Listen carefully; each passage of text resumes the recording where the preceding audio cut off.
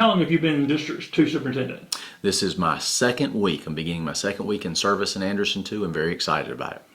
Tell people a little bit about you. Where did you come from? Where were you at before now?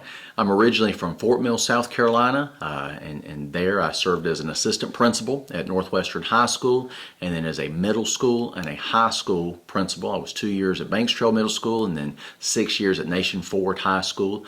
Both of those were in Fort Mill School District prior to joining our Anderson 2 family. How did you get interested in education? When you were growing up, did you always want to be involved in education? What got you interested in education? I was very blessed. Both of my parents were big proponents of their children taking education seriously. And I had several coaches. My basketball coach and soccer coach were very instrumental in just molding me. And I knew as a late teen that I wanted to be a teacher. I wanted the ability to be able to be used to encourage and inspire and come alongside young people, and knew I wanted to do that early on. And then when I became a teacher, it just affirmed everything that I felt I was called to. So I'll never do anything else except be a school person. I look forward to it every day. I wake up excited about spending time with our teachers, supporting our teachers and our principals, and making sure that our students have the best educational experience we can possibly offer them. How did being a teacher prepare you for this? How do you think being a teacher prepared you being a superintendent? I think that you realize that, somebody, when you ask a teacher, what do you teach? That their answer should be, and this is the answer that our Anderson 2 teachers have, I teach kids. What you teach is really secondary, whether it's math or English or social studies or first grade.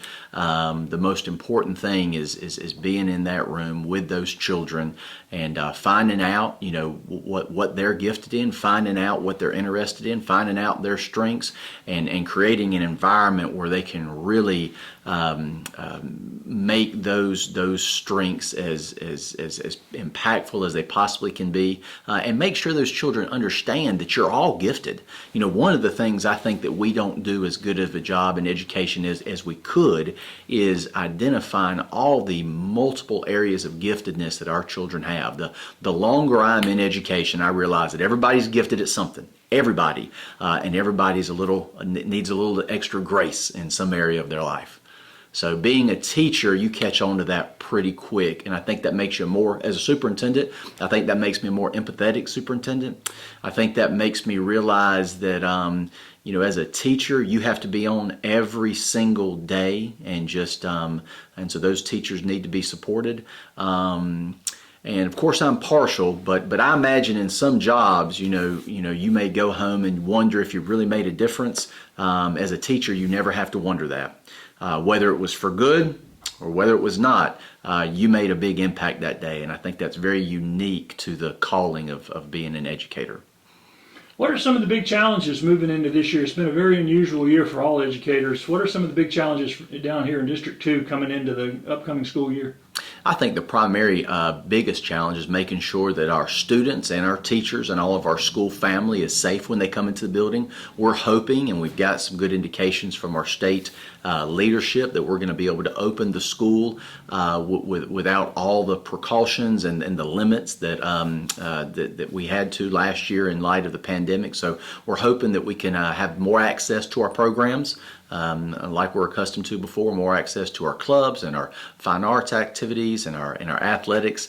And so just making sure that our students are safe as they begin the school year, while them being able to access all the programs that they want to participate in and that we want them to participate in. And I know you've probably met with the board at this point. What are some of the strategic things y'all have and some exciting things y'all have coming up in the year ahead?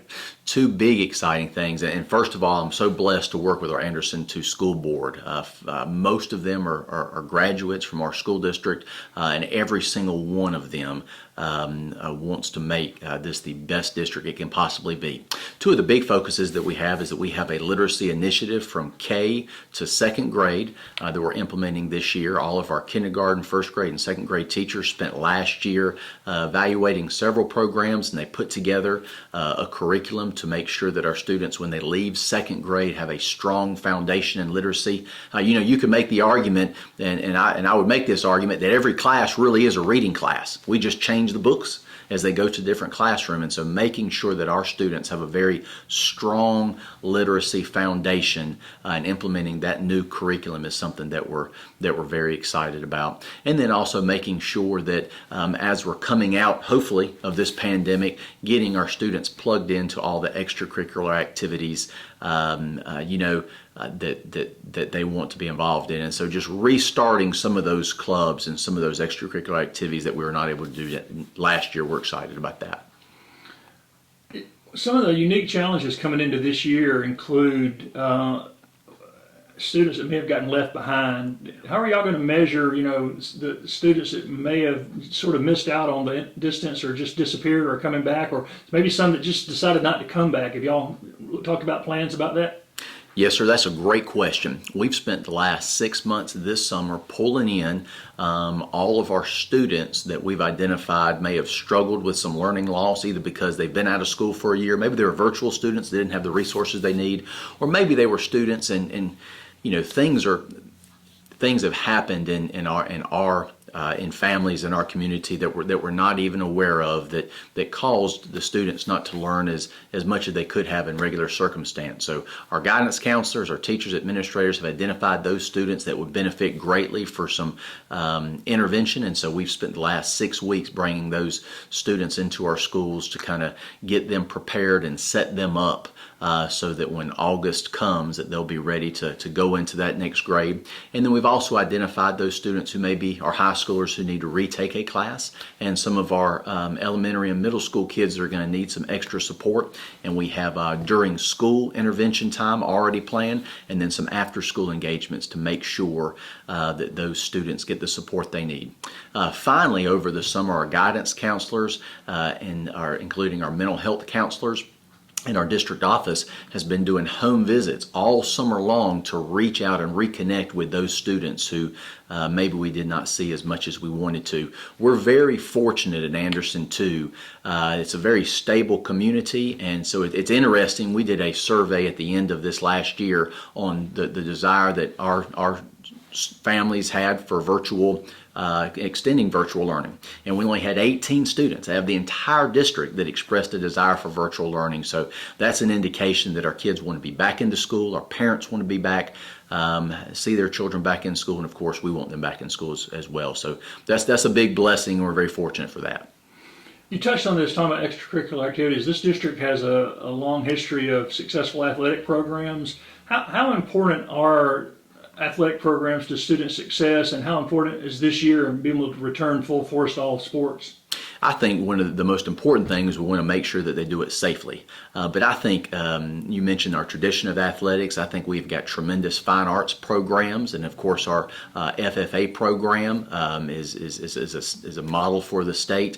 And those programs are so powerful in two ways. One, they are incredible drivers of school culture. If you have the majority of your student body participating in athletics, fine arts, your big programs here for us, it's FFA, then those students are going to have a more positive experience for school, and then you can leverage that for academic achievement in the classroom. I know with me, when I was in high school, athletics was a big part of what I enjoyed about school, and there's a lot of homework I did and a lot of attention I paid in school in order to participate in athletics that maybe I wouldn't have without that. So using those programs to drive your positive, strong school culture, and then leveraging that enthusiasm and that buy-in that they have to get them to achieve at the highest level in the classroom. I think those are the two big gifts that athletics and then fine arts and other programs bring to your school and your school cultures. How important is the role of the Career Center in the district here? The Career Center that Anderson 2 and Anderson 1 school districts share is really an excellent facility to immediately take a student's interest in something that's in the real world, whether it's manufacturing, whether it is the medical field, marketing, digital arts and design, and immediately equip them with skills where they can go into industry right out of high school. The Career Center offers 4 levels of all those programs. Students are completers at the 4th level, and that 4th level they actually go in during their school day to those facilities as an internship. And so it's an incredible opportunity. Anderson School District has one of the highest numbers of completers of any school district in the state, so it's a program that our students enjoy and that we get a lot of benefit from. Remind people how many schools are in this district and how many students. And Yes, sir. We have 7 schools in Anderson 2 School District. We have about 4,000 students this coming 2021-22 school year.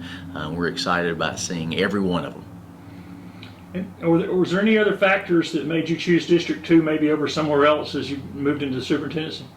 When I saw the opportunity to apply for the superintendency in Anderson 2, one thing that I was struck with and just so impressed with about this community is just the community support and pride that they have in their school, and just the buy-in that all of our local civic organizations, our churches, the community is just so behind our schools, and it was just a real blessing to become part of that.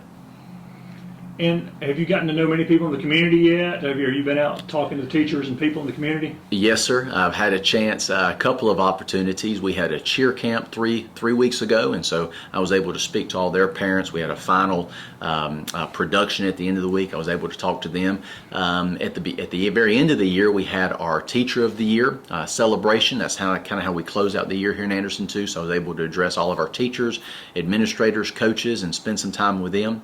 And then this is my second week in the district, and we've had 2 Sundays and visited churches, and it's been wonderful. And then in the afternoon when I get home, there's always folks visiting. I think my wife has been to 5 or 6 pool parties already. I think they're probably at one right now. So it's just been wonderful getting to know the community. That's something a lot of parents don't know about a superintendent, especially in a district this size. You're going to have a very busy schedule and extracurricular activities in the months ahead. Yes, sir. Yes, sir. In addition, we have 6 children, so I'll have a child in elementary, middle, and then a couple in high school, and so we'll be involved in all of it.